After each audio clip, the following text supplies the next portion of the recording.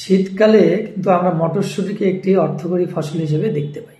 যারা একটু আগের দিকে মটরশুঁটি তোলেন তারা কিন্তু বেশ লাভবান হন, প্রচুর দাম পাওয়া যায় বাজারে।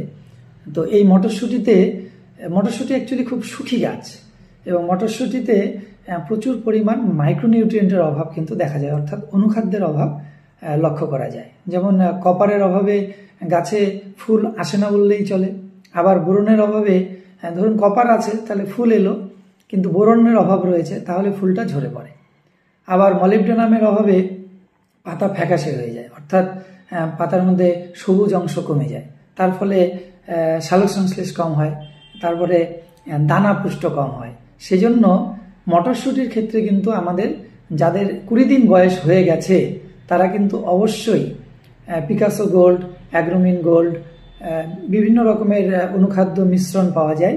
এই মিশ্রণগুলো দেখে নেবেন, যেখানে কপার, বোরন এবং মলিবডেনাম এই সমস্ত বিভিন্ন অনুখাদ্য রয়েছে, সেটাকে কিন্তু আমাদের স্প্রে করতে হবে 20 দিনে একটা, 30 দিনে একটা এবং 40 দিনে একটা। তার কারণ মটরশুঁটি মোটামুটি 45 থেকে 50 দিনের মধ্যে ফুল চলে আসবে, তারপরে কিন্তু আমরা আর স্প্রে করব না।